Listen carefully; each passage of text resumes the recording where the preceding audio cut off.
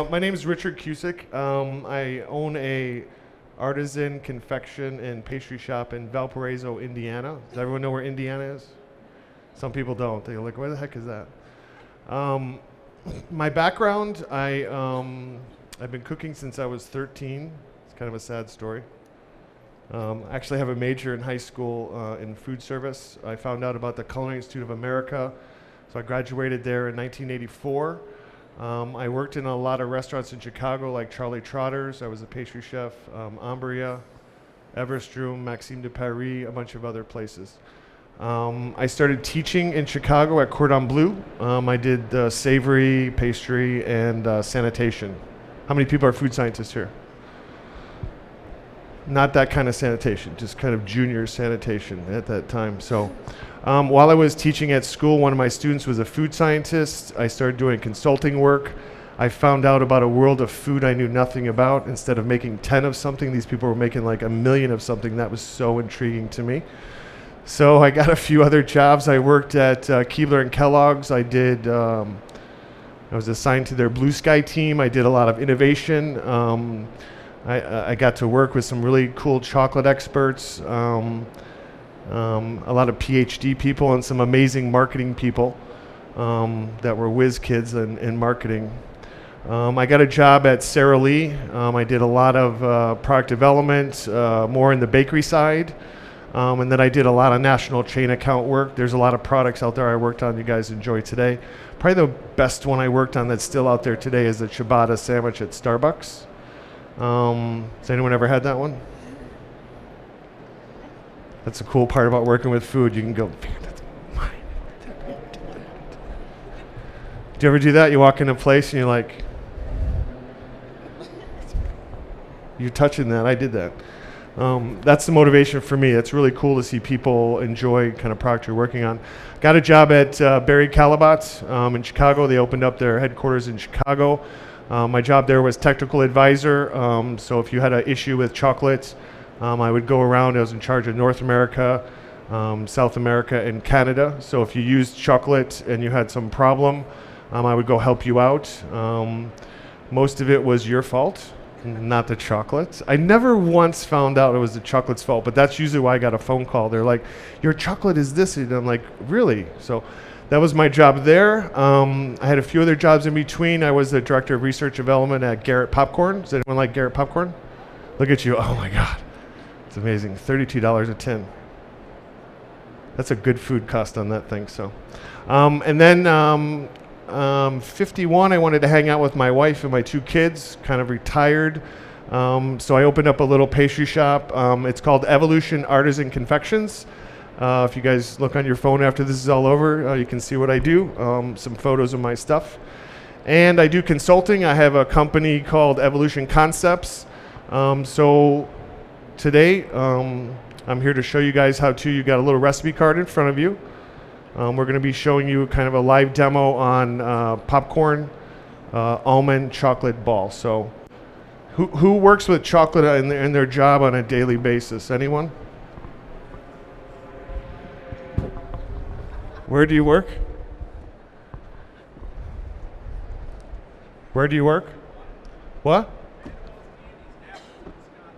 I love Wisconsin. Yeah, hey. Okay. So the first thing we want to talk about is like how we came up with this concept. The Almond Board said, hey, we want to come up with an on-trend confection. So I'm from Valparaiso, Indiana. Does anyone know what's special about Valparaiso? That's where Over Redenbacher is from. So I have a lot of credibility in popcorn. If you don't know, Over Redenbacher was a food scientist that came up with microwave popcorn. And then does anyone reduce food where they work? Reduce food. You guys know Urschel? Nobody? Urschel? Urschel. So that's where it's manufactured. All that equipment, that very expensive equipment, is manufactured in Valparaiso, Indiana. So the first thing I thought about is combining a really nice chocolate with almonds. They're two kind of things that go really well together. The indulgence of chocolate, the health that comes with chocolate, but the health that comes with aspects that come with almonds, and the texture that almonds could give to chocolate. The Almond Board is an amazing California Almond Board, amazing group. They do tremendous amount of research. One of those pieces they've done recently really talks about consumers saying to the Almond Board people that the perfect nut that goes with chocolate is almond. And for me, I use almonds all over my shop. I'm not just someone, hey, use almonds. I use almonds. They vetted me, believe me. So I've got two formats of almonds here today. One is the skin-on almond, which I toasted. The food science part, I don't ever like to be in front of a group of food scientists because they could just stomp on me anytime they want. But I'll try to give you my science background, a little bit about chocolate, and a little about working with chocolate and almonds. So the first thing, how do people toast almonds? A lot of times, they deep fry them. They just dunk them in fat like French fries. So if you're going to mix almonds with chocolate, you have to make sure you have a compatible fat. So chocolate is non-lauric. Is everyone non-lauric? Okay. So you need to use a non-lauric fat if you're going to deep fry them. Chocolate will tolerate about a 5% contamination of a lauric fat to a non-lauric fat. So if you do your calculations, you can, if you calculate that correctly. If you don't, you'll have shelf life issues like crazy. Your chocolate will bloom over time. Those two fats repel each other. And there's vivid examples out there in the marketplace. If you see a product that starts to push away from itself, they have two kinds. A lot of people will bottom enrobe with a compound that has a lauric fat, and then they'll top enrobe with a real chocolate that is non-lauric, and you'll start to see that problem have shelf life issues down the road. Reese is a good example too. You know how Reese is really soft? That's a non-lauric, lauric fat combination that's a problem. So you get some kind of sweating of the fat. The other almond I use today is a slivered almond. This is a kind of a garnish for the outside. It lets people know what's on the inside. It gives a nice texture, and it gives you that almond flavor right away. You got to think, the thing about food manufacturing sometimes that's an issue is layering of flavors, because once you package it, all those flavors kind of meld together. So if you can put something like this on the outside, it's the first thing that hits your palate when you eat, so that it really gets your sensory going. The popcorn I'm using is really special for this type of purpose. So I did a lot of work at Garrett Popcorn about popcorn research, and learned a lot about popcorn. So I'm using a variety that pops into do you guys know there's butterfly and mushroom types or varieties of popcorn? Who knows that? Okay. So you want to choose the variety that pops. I always thought you could just go buy this field right here is the butterfly, and this is this field over here is the mushroom. It's not true. They tend to pop in this format. So I'm using one that is a mushroom. So it's the one without the wings. If you're going to eat popcorn by itself with nothing on it, so just butter or something, I would choose the butterfly over the mushroom because it's a little more delicate and it eats a little better. But if I have to mix, abuse the popcorn, if I'm tumbling it, putting seasonings on it, I'm doing something where I have to abuse it, I would always choose to use a variety that's a little more sturdy like the mushroom, okay? I also air pop this popcorn. So at the end of the day, you have a concept that is, and I'll reiterate this at the end, but it kind of hits on like the trifecta of goodness when you're doing product development. The first thing I have is something that is indulgent. I've got almonds, I've got chocolates, I've got something healthy as well. I've got popcorn, almonds, and chocolate. They're all, maybe they have connotations of being healthy, but certainly there's validation for health on almonds. There's some validation on health on the chocolate as well. Everyone say hi to Leanne. She's passing around some chocolate popcorn balls, so you can try them while I'm demoing. Okay, so next. Does anyone feel real comfortable about hand tempering chocolates? Raise your hand. I'm like, no problemo. Anyone need help? Raise your hand. Okay, so a lot of times when I would run into my job out there, people would have issues with hand tempering or doing a small batch of chocolate. So I thought I would teach you guys how to reverse temper chocolate. Has anyone heard of that? Reverse tempering? Okay, so the whole idea here, I've got some chocolate in the microwave here. I know probably can't see the microwave, but so I've got some chocolate. Oh, I forgot to talk about the chocolate. Super special. It's a chocolate from Barry Callebaut. They have a brand from Belgium called Callebaut. It's their Belgian entity. So this one is a Kumabo. It's a blend of origin chocolates from really cool places like Tanzania, Ghana, and Sao Tome. So what they do is they find the best beans. They are watched the entire process to make sure that they are special. They blend them, and then they go through that amazing factory in Wiesa. What's interesting about this is the cacao percentage. It's 80%. Does everyone know what that means? It was a big educational piece when I worked at Barry Callebaut. All that tells you is it has 20% sugar. There's nothing else you can learn by that number. It's really a marketing thing, no offense. It's just telling you how much sugar's in there. It's 20% sugar. The number 80, you calculate 3 things to get that number. It's cocoa butter, the solid material, and cocoa powder. So if you're doing it just cleanly, you don't put any cocoa powder. To me, it's a cheaper commodity to use to boost the flavor of the chocolate. But to me, it degrades the chocolate as being like as sexy as it could be. So people are very interested these days about where is this stuff coming from? Is this an origin chocolate? They call out the cacao percentage. The consumer, I think they think the higher it is, the better it is, but that's really not the point. It's less sweet. So this is at 80%. So when you eat this, it should be very strong. Who likes milk chocolate? And that's all I like, milk chocolate. So it's really strong for you. It's like having espresso. But if you look at the numbers, the almond board can help you out with this too. The amount of dark is really on an upswing, and they have awesome data to back that up. I'm going to say this too before I forget. The one thing that people don't do enough in their daily jobs is utilize people like the Almond Board of California. They spend a lot of time, a lot of effort, and do their due diligence and research about almonds. You would be remiss if you didn't go to their booth, 1902, after this is over, and contact one of the marketing people. They're amazing. And say, hey, I'm working on something almond. Can you help me? They will flood you with whatever you need. If you're trying to sell your concept to another customer, they will help you validate why your concept's so amazing with research. And sometimes the companies you work for don't have the monies to do the research. Rely on your suppliers, rely on people like the Almond Board that can really help you do that, okay? All right, let's work on the chocolate. So are you nervous about microwaving chocolates? I would never, ever put chocolate over a double boiler. Who does that? I will find you. Do not do that. If you do a thermal camera on that, the water, what temperature is the water? Usually boiling. If you want to use a water bath, it should be 150, but we're Americans. We want everything to melt like in 2 seconds. Melt, melt, melt. What do you mean? You're not melting fire, fire, melt, fast, fast.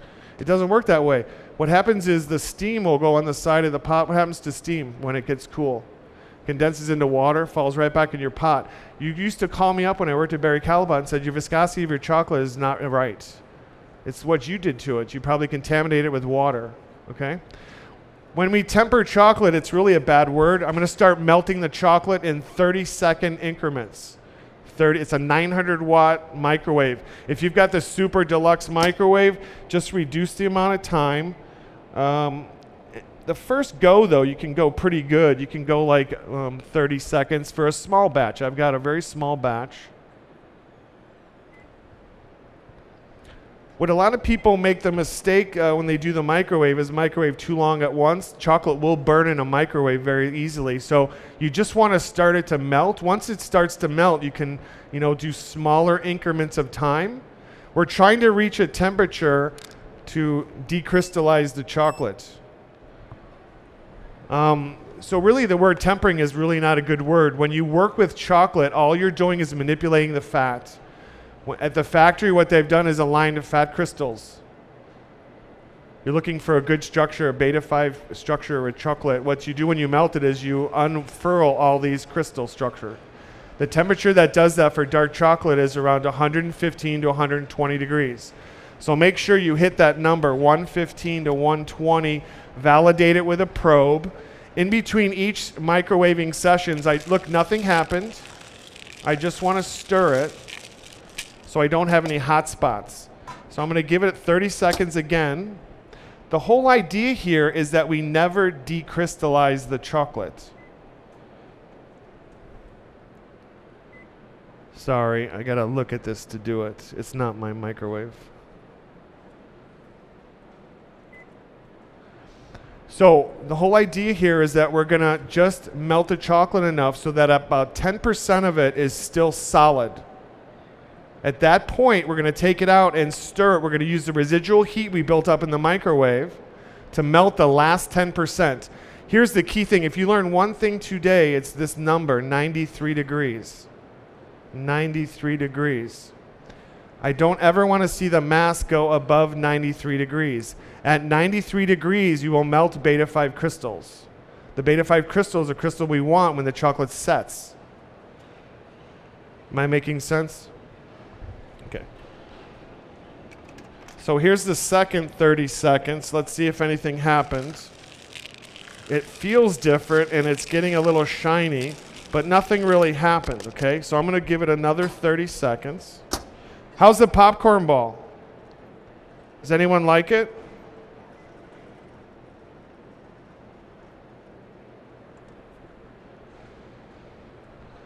Do we like it or no? Okay. Chefs are very visual. They need hand signals. Yes, ma'am. I'm melting this chocolate to 115 to 1. Oh, milk, you could probably take it to 115, but I work with it around 110. White chocolate, I wouldn't go above 105. You'll start to crystallize the milk solids. Okay, we've got a minute and a half on about a pound of chocolate, maybe a pound. Look what happened here. Can you see? Look, some is melted. Okay, the goal here is to melt about 90%, still have 10% solid. This is reverse tempering. I'm never going to go above 93 degrees. If I probed it, it's 90 degrees just real quick. I don't trust this thing. It has to be like 3 times in a row, same number, and then I trust it, okay? So I'm giving it a good stir. I'm going to go back inside for another 30 seconds because I feel pretty confident. I've done this a couple of times, maybe 3 or 4. 100,000. It's like riding a bike. If you temper chocolate, if you're taught how to temper chocolate, you need to do it like every day for a whole week. And then it becomes like riding a bike. And you start to feel the chocolate. Every chocolate's a little different because of the amount of fat that's in the chocolate as well. This chocolate here is a very fluid chocolate I'm using. If you're working with mud, there's some chocolates out there that you melt it. It's like I could spackle a wall with this stuff. It's very difficult to hand temper the chocolate. You need something with some fluidity, okay? Okay, look.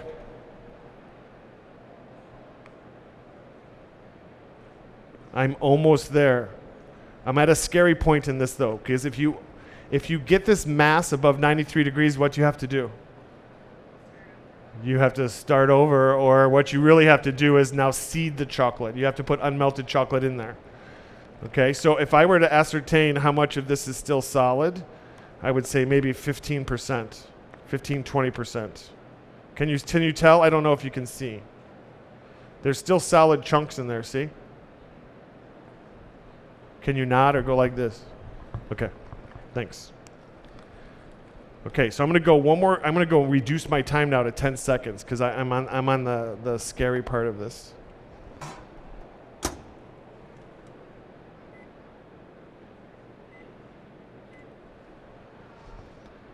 So past 93 degrees, what you would do then is you're going to add about maybe 10% weight if it's just right above 93 degrees in unmelted chocolates and do exactly what I'm going to do here. But this is called reverse tempering. And this is for like if I was working in a food science lab, I've got to make some hand samples real quick. I don't want to go in the plant and get some chocolate, or I want to do it really quickly instead of using a marble slab or doing a seeding method. I'll just do it this way real quick because I'm working with a small quantity of chocolate. This would never be used in production. It's just to make samples, okay? So look, if I go by that mic thing, it's going to be bad though. I'll show one person. I'll show you. Can you say your name? Abdu. Abdu. That's a very cool name. Can you see there's just little chunks left? Yep. Okay. So Abdu validated that that's the case. Okay, now all I have to do is stir a whole bunch to melt the rest of the mass. Can you see? Okay. If you temper chocolate like the 10,000 rule, like 10,000 times, and you work with the same chocolate, you can just tell. It looks a certain way. It feels a certain way when you stir it. A lot of times in a factory, I worked with some pretty big chocolate manufacturers, and they get a temper meter out, and sometimes they have problems with chocolate maybe in transit where a truck got too cold or too hot, the chocolate decrystallized or got some moisture on it or something like that. A good way to check your machine real quick, if your tempering machine, if you know it's working right or you got your numbers set right or anything's a problem, you need to go hand temper some chocolate. If you can't hand temper the chocolate, it doesn't work. There's probably a problem with the chocolate. Out of my 5 years I worked at Barry Callebaut, that was never, ever the case. Ever. I got so many people said, your chocolate is messed up. We validate. Every chocolate company is the same. And any chocolate company you can name, nothing leaves the factory without extensive testing. So, uninvited guests. So right now I'm at 92 degrees. I'm living life on the edge. So now all I have to do is get this down to working temperature. Does anyone know what the working temperature of chocolate is? Dark chocolate? Working temperature? Nobody? What is it? 90 is exactly the right number. So anywhere between 88 and 90, I can work with the chocolate or use the chocolate. Okay? So how do we know this is crystallized correctly or tempered, what people say? I can just take a little piece of parchment paper, dip in the chocolate, let it sit on the table. If it sets within 2-3 minutes and it's shiny, it's good to go. You don't have to get a temper meter out or anything and measure the amount of crystals that are in the chocolate. You can just do it by how fast it sets. You cannot work with chocolate. This is another huge thing. What temperature is the room you're working with? Has to be around 70 degrees. If your lab is not conditioned, you cannot work with chocolate. As simple as that. There's no other way to say it. Okay? So now, the two ingredients I'm going to use is the popcorn and the almonds.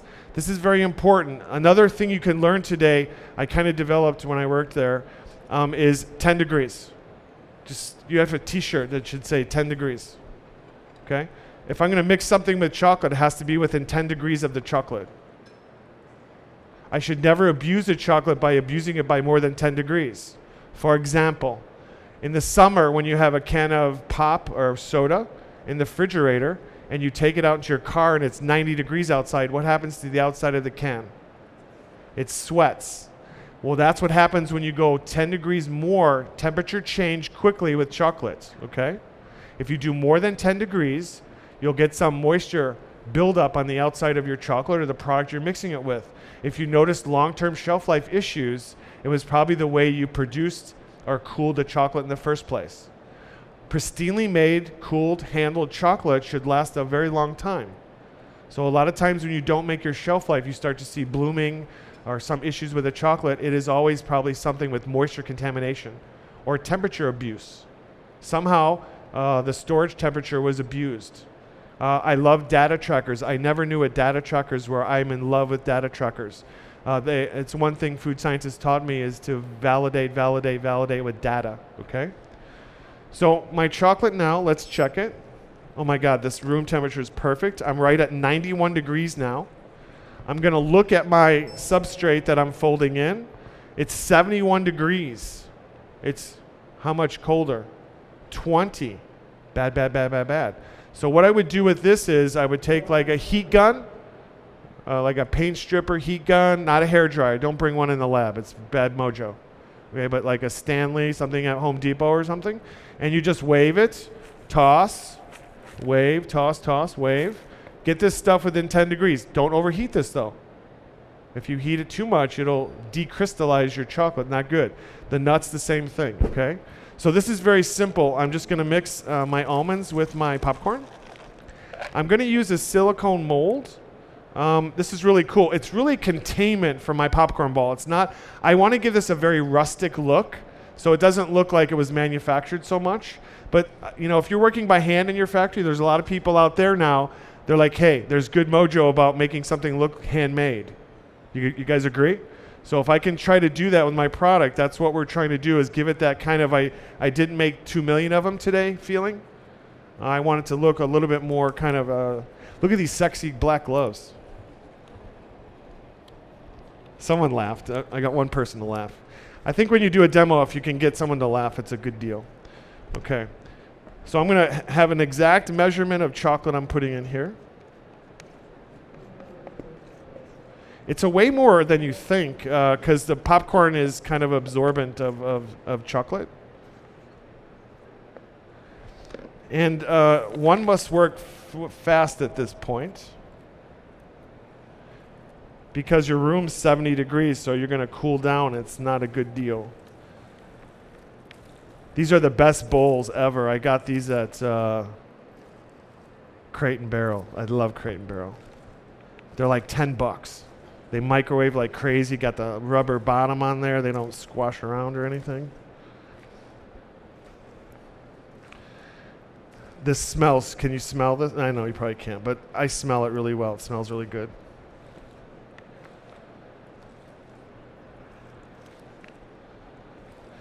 This is good to have another person with you to help out. Leanne, can you help me? I'd love to have you help me. Come on, Leanne. I'm not very good looking. If you're next to me, it makes me look better looking or something like that. I don't know. Okay, so the next thing, look, Leanne. Put that on. And then this is Leanne. Everyone say hello to Leanne. She's really helped me a lot to bring this demo to life, so I'm kind of paying it back. Maybe not. She's upset with me. I don't know. We'll find out. Okay, so I'm just going to deposit and try to just contain them. And Leanne's just going to sprinkle a few almonds on top. A few almonds. She works with the almond board. Sorry. So she's like, put a lot. Just a little bit. Just a little. There you go. Perfect. Okay, then we would just continue on and on. Wait, let me get all of them. Hold on. You're too fast. Okay, and I would even go back and just kind of manipulate them a little bit. So now some people out there might going, well, how do I turn this into a manufacturable product?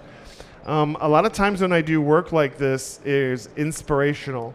So the idea here is, okay, that's all we'll make. Everyone say, thank you, Leanne. So what I wanted you to get out of this idea is someone like the Almond Board came to me and tasked me with this idea of coming up with a healthy, indulgent snack. Almonds are amazingly popular in chocolate. So how do I take that and make it into a concept? First thing, I'm like surrounded by cornfields right now. The corn is growing like crazy, and it was kind of inspirational to me. Sometimes you can just open your eyes, look around, and say, wow, what's close to my world that people like? And I'm like, people love popcorn.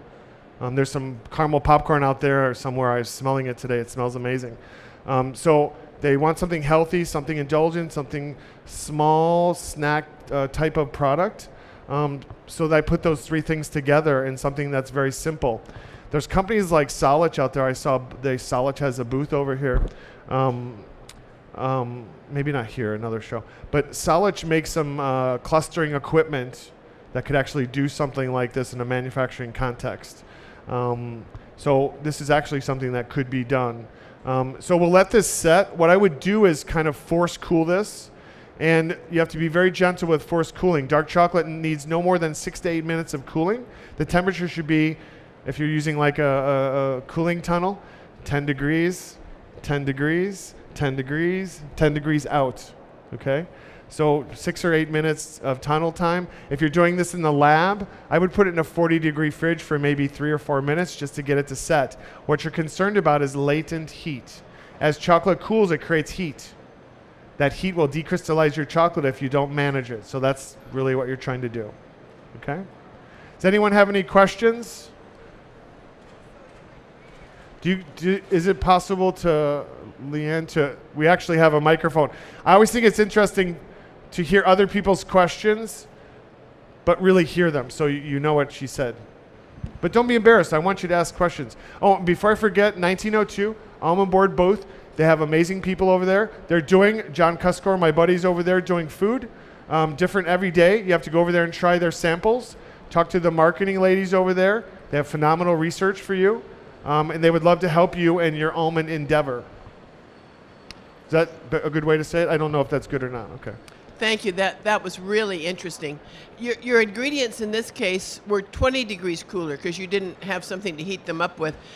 How is that going to affect the end product? In fact, when it makes it that cool, does that influence how quickly that chocolate will set up? Maybe you don't need to That's stick a it in the really fridge. good question. She's saying maybe I don't need the cooling. You can see already, look, it's starting to get solid. See this one right here? You're absolutely correct. What I'm worried about is shelf life. You will diminish your shelf life if you try to force cool something too quickly. What you're doing is shoving the fat crystals together too quickly. They need to be gently. So when you work with compound, you try to cool that stuff as fast as you can. You shove the fat together, fat crystals. With cocoa butter, it's a very persnickety fat. It wants to go together just in a very even pace, so it can make a nice connection. If you work with large chocolate manufacturers, they will not package anything for 24 hours. It takes 24 hours to completely crystallize cocoa butter. So some of the larger people that make bonbons, for example, I won't tell you who, but they let the chocolate sit for 24 hours before they pack it. So there's latent heat you have to worry about.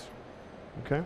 Does that help you? Yes, that's great. And one more question. What percentage of fat was in that chocolate? Because as you mentioned, there's chocolates and chocolates. Yeah, I don't know the spec. Let me see. Or what do you recommend is another way of asking. I always talk about my job all the time was showing people the right chocolate for the right function. So if I'm making something where the chocolate is the hero, I have to use a nice chocolate. And I want something fluid, so because I have to do a lot of mixing, so I use a chocolate with a good fluidity. What's really crazy about the chocolate industry right now is that there's two different ways to measure the viscosity. One is McMichael's, one is centipoise. And the Europeans use centipoise. It's very on point. I mean, who uses a stopwatch in a gate in a go? And that's ridiculous. It has to be centipoise. And the Americans won't jump on board. I mean, the specs at Barry Callebaut have both. It's crazy. But you'll start to, if you work with chocolate a lot, you'll understand what the fluidity is in regards to centipoise or McMichael, the you see on there. Barry Callebaut came up with a real simple way for chefs. It was for chefs. And it's 5 drops. 1 drop is mud, 5 drop is water. So this is a 3-dropper. It's good for everything. It makes bonbons, it can make cakes, cookies, whatever you want. So it's right in the middle of the road with fat. But as a manufacturer, you can add fat, you can buy cocoa butter. Or the manufacturer, what's really crazy, what people don't know, they go, I want dark chocolate. And I would say, what kind? We have about 4,000 of them. I'm not kidding you. Barry Callebaut has 10,000 SKUs. 10,000. If you think you have 200 and it's a hassle, they have 10,000. And every other chocolate company has about the same amount of number.